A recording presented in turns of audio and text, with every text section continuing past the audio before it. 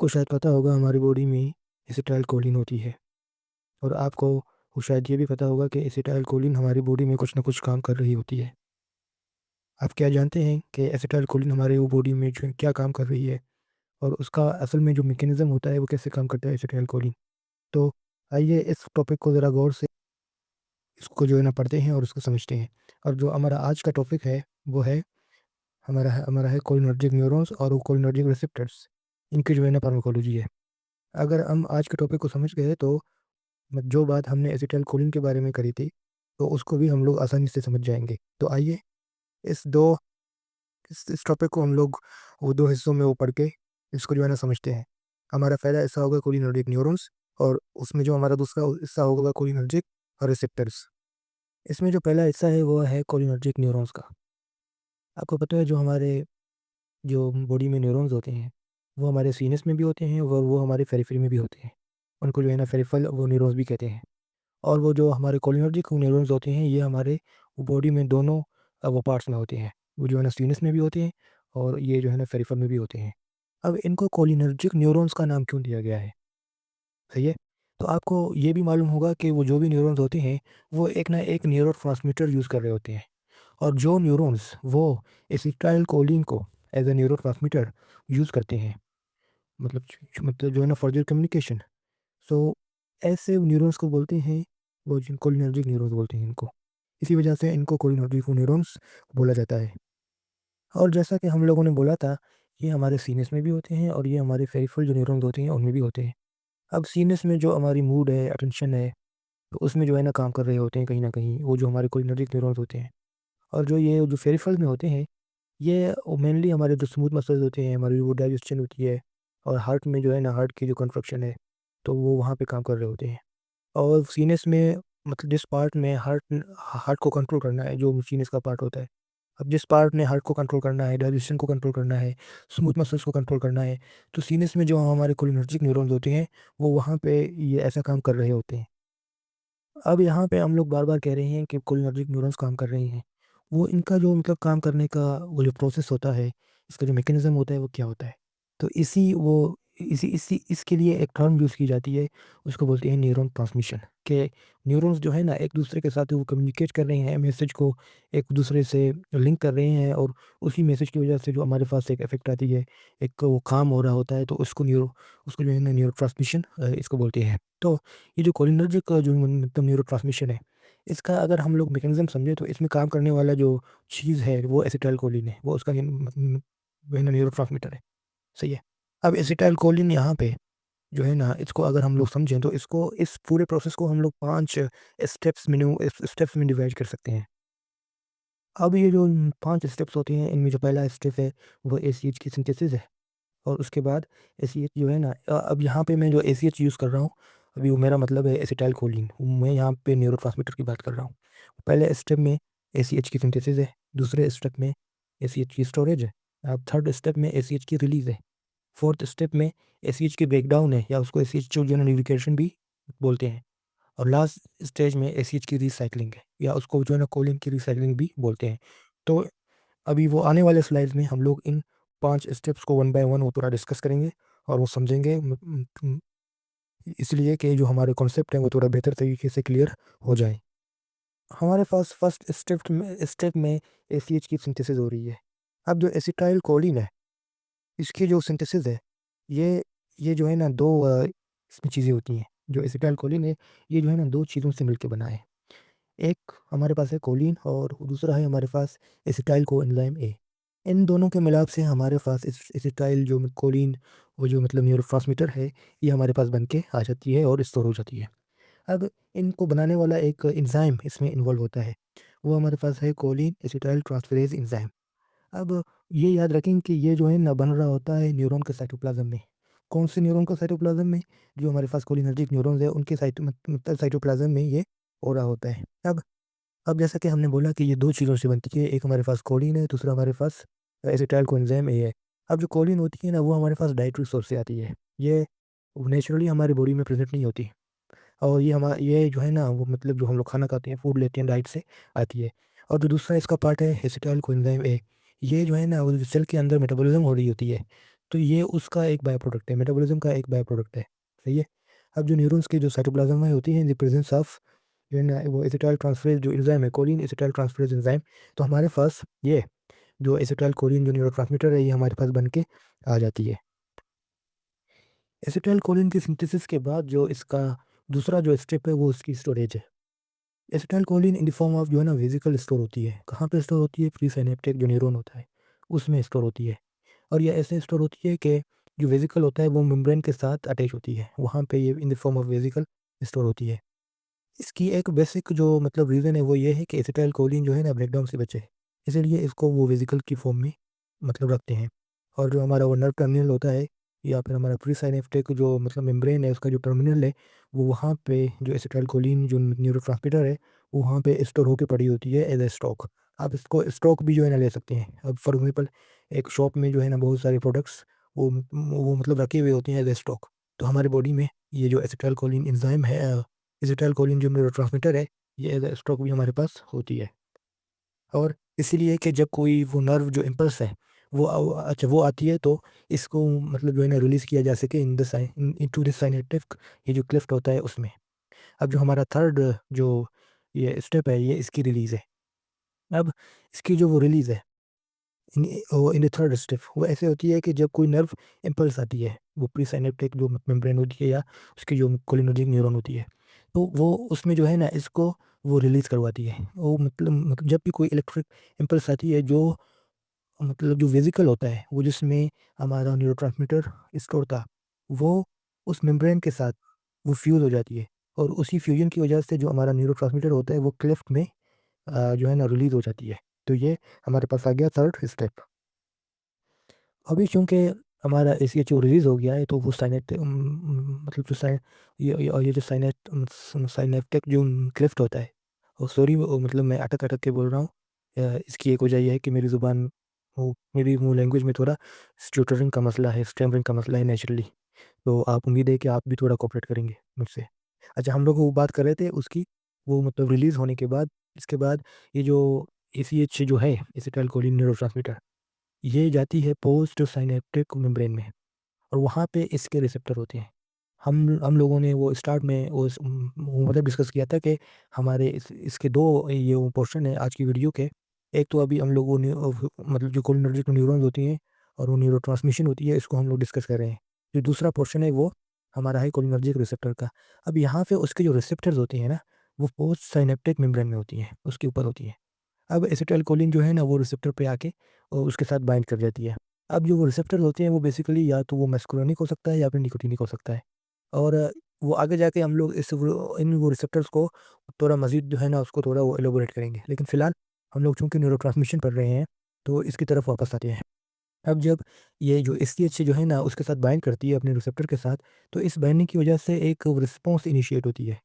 और वो रिस्पॉन्स जो है ना कोई मसल कंट्रैक्शन, वो कोई स्मूथ मसल जो है ना कंट्रैक्शन, वो कोई ग्लैंड सिक्रेशन और और भी ऐसी कोई जो है ना वो रिस्पॉन्स हो सकती है हमारे पास। इसके बाद हमारे पास जो चौथा स्टेप है, वो है एसीएच की डिग्रेडेशन। तो एसीएच जब जो है ना अपना काम करती है रिसेप्टर को जाके बाइंड होती है, तो उसके बाद एसीएच की ब्रेकडाउन होती है। अब एसीएच की जो ब्रेकडाउन है ना, एक वो इसमें एंजाइम इन्वॉल्व होती है, उसका नाम है एसिटाइलकोलिनेस्टरेज़, ठीक है? जो इसमें जो एंजाइम है, वो इसमें इन्वॉल्व होती है। तो वो एसीएच को जो है ना, वो फिर वो कोलिन और एसीटेट में वो कन्वर्ट कर देती है। इसकी वजह से एसीएच की ब्रेकडाउन हो जाती है, सही है? अब ये जो एक्शन होता है वो रैपिड होता है। अब वो चूँकि ये एसीएच ने अपना काम कर दिया, एक वो रिस्पॉन्स इनिशिएट वो कर लिया, तो उसके बाद ये एंजाइम के थ्रू इसकी वो ब्रेकडाउन हो जाती है। और यहाँ पे कुछ मतलब अभी जो कुछ ड्रग्स आती हैं, वो कोलिनर्जिक एंटागोनिस्ट जो मतलब ड्रग्स होती हैं। अब फॉर एग्ज़ाम्पल जो है ना नियोस्टिग्मीन है, तो वो जो है ना उनका जो मैकेनिज़्म होता है, ये जो एंजाइम है एसिटाइलकोलिनेस्टरेज़ जो एंजाइम है, इसको वो ब्रेक डाउन कर रही है एसिटाइलकोलिन को। अगर ये ड्रग इस एंजाइम को ही ब्लॉक को वो कर पाएँ, तो एसिटाइलकोलिन हमारे पास उसकी ब्रेक डाउन नहीं होती।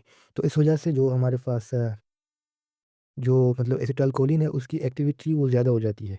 तो ऐसी कंडीशन में और वो फॉर एग्ज़ाम्पल जो मसल की कंडीशन होती है, तो इसमें जो है ना ये वो उसकी जो ट्रीटमेंट होती है और उसमें जो ड्रग्स यूज़ होती हैं कोलिनर्जिक एंटागोनिस्ट, तो वो इनका जो मैकेनिज़्म है वो इस तरह से काम वो मतलब कर सकती हैं। इसके बाद जो हमारा नेक्स्ट स्टेप है वो है कोलिन की रिसाइक्लिंग। अब इसके ब्रेकडाउन से जो 2 चीज़ें बनी थी वो कोलिन और एसीटेट। अब इसमें जो कोलिन है उसकी रिसाइक्लिंग होती है, वो मतलब रीपैकिंग होती है। अब स्टार्ट में हमने पढ़ा था कि वो जो कोलिन होता है वो जो है ना उसके साथ बाइंड कर जाती है मतलब कोएंजाइम ए।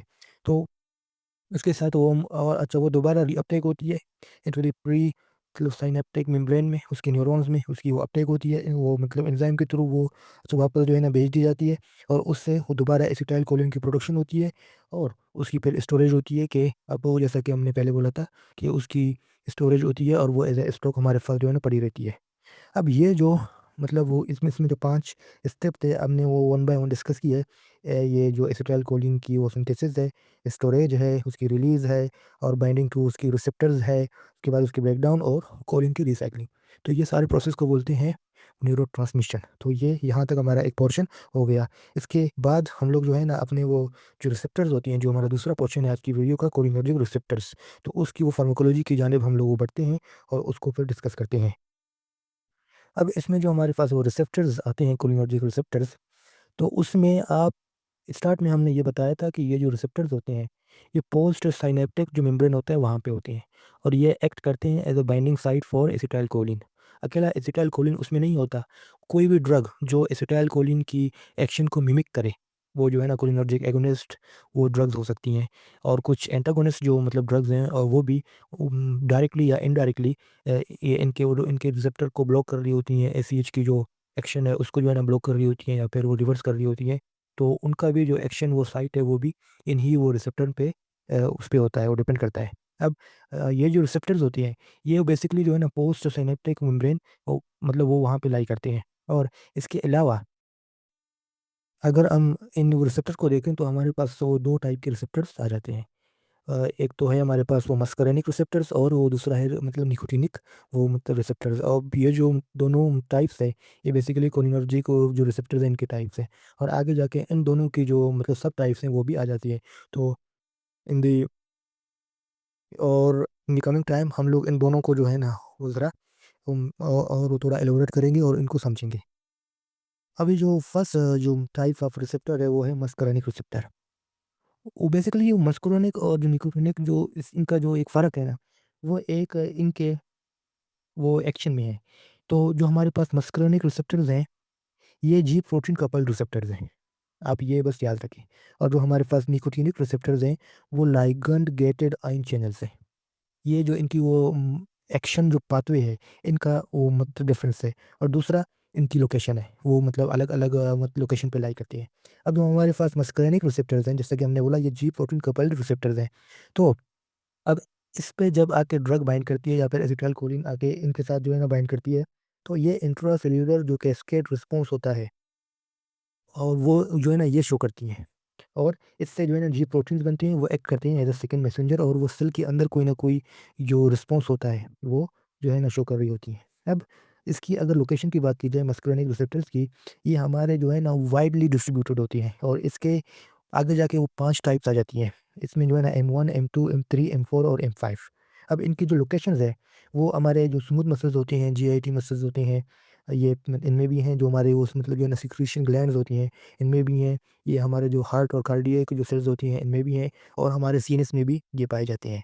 अब जो इनके फंक्शंस हैं मेनली जब ये वो अब फॉर एग्ज़ाम्पल जो है ना ये जो M2 है, ये हार्ट में होते हैं। ये वो कार्डियक जो सेल्स है इनमें होती हैं।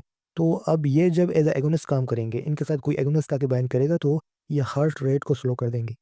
इसके अलावा और जितने भी स्मूथ जो मतलब मसल्स हैं और या फिर ग्लैंड्स में हैं, तो वो उनको स्टिमुलेट करेंगे और उनकी सिक्रीशन को बढ़ाएँगे। एक तो ये है। अब जो उसके वो मतलब 5 इसके सब टाइप्स हैं M1, M2, M3, M4, M5। अब जो M1 है वो सीनस में है और अगर ये सीनस में है तो इसका मतलब है ये कोई ना कोई कॉग्निटिव फंक्शन और वो कोई ग्लैंडुलर सिक्रीशन ओ अब आपको पता है कि हमारे जो ग्लैंड्स होते हैं ना इनकी जो कंट्रोलिंग होती है वो सीनस से होती है। तो जो वहाँ पे भी जो M1 जो मतलब रिसेप्टर्स हैं मस्कुलिनिक वो वहाँ पे प्रेज़ेंट होती है। M2 वो मेनली जो है ना हार्ट पे होती है। वो जो कार्डियक जो सेल्स हैं इस पे होती हैं और M3 जो है ना ग्रैन्युलर जो स्मूथ मसल्स होती हैं जीआईटी के ब्लड वेसल्स के और या ब्लैडर के जो है ना इसमें होती हैं। M4 और M5 भी जो है ना सीनस में पाई जाती हैं और या फिर कोई ना कोई न्यूरॉन्स में जो है ना वो पाई जाती हैं। ये हमारे पास आ गया मस्कुलिनिक रिसेप्टर्स। इसके अलावा जो दूसरी टाइप है वो है निकोटिनिक रिसेप्टर्स। अब ये जो निकोटिनिक होती हैं ये आपको याद रखना चाहिए कि ये लाइगैंड गेटेड आयन चैनल्स होती हैं कि इनमें इन रिसेप्टर पे अगर एसिटाइलकोलिन या फिर एगोनिस्ट या फिर मतलब वो ड्रग जो इनकी एक्शन को जो है ना मिमिक कर रही हैं ये आके बाइंड करेंगे, तो इनकी बाइंडिंग से जो इनके अंदर जो चैनल स्पोर होती हैं आयन चैनल स्पोर वो ओपन हो जाएंगे और मेनली जो मतलब सोडियम है इनकी इन्फ्लक्स हो जाएगी। तो इसकी वजह से जो कोई भी मसल कंस्ट्रक्शन वो हो सकती है। और या फिर ये एड्रिनल जो मेडुला है वहाँ पे भी प्रेजेंट होती हैं, और अगर ये जो है ना ओपन हो गए तो उसकी वजह से जो एड्रेनलिन है जो हार्मोन्स है वो उसकी भी सिक्रेशन हो सकती है। अब मेनली इसको जो है ना दो टाइप्स में डिवाइड किया जाता है, एक हमारे पास एन एन है और दूसरा हमारे पास एन एम है। जो एन एन है ये हमारे पास जो न्यूरोनल टाइप होती है, ये जो है ना वो सी एन एस में जो हमारे पास गैंग्लिया है वो और वहाँ पे ये जो है ना प्रेजेंट होती है, और जो हमारा ऑटोनॉमिक ये जो हमारा नर्व सिस्टम होता है वहाँ पे कुछ ना कुछ काम कर रही होती है।